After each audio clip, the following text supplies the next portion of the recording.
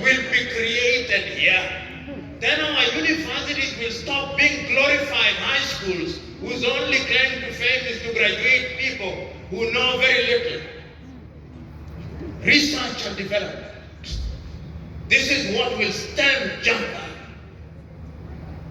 And it is our duty to speak to our leaders candidly, in the hope that they will understand and appreciate, because what we now have in Africa is not sustainable until and unless we address it. So I've talked about the other solution is to have clear policy guidelines which are then implemented. You know, one of Africa's greatest claim to fame is coming up with the treaties and policies and protocols which we then honor and breach. I believe that if Africa is to ensure that we will regulate migration, and we already have an African protocol for regulation of migration, it runs from the year 2018 to 2030. Those of you who did not know about it, there is actually a framework that runs from 2018 to 2030.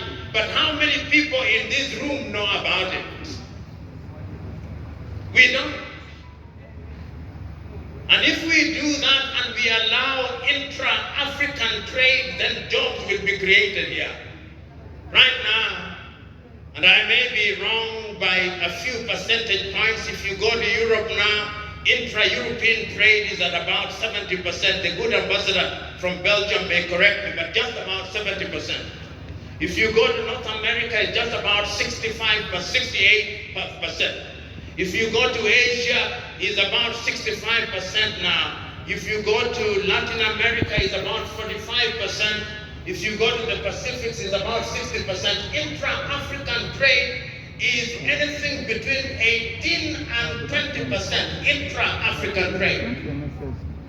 So that if you go to a restaurant in Abidjan, you go to a restaurant in Abuja, you go to a restaurant in Lagos, the coffee that we are consuming is Nescafe from Nestle in Switzerland. The tea that you are drinking is Lipton from the United Kingdom, which does not have a single bush of tea. The tea has been imported from Kenya, Pakistan, or Ceylon, and has been packaged. And when you are in Abuja, you are saying, I'm drinking Liptons. Why can't you import tea from Kenya? Why can't you import tea from Uganda? Why can't we import cocoa from Ghana? Why can't we import leather from Nigeria? Why can't we import cotton from Malawi?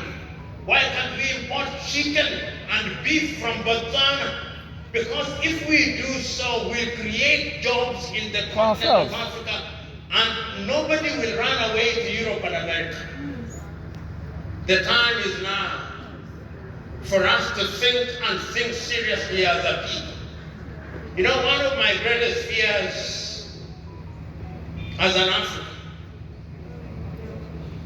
is this, that if we are not very careful, Africa will be recolonized again. Oh God, have mercy. A Zambian nationalist called Simon Kapwekwe, who was a minister in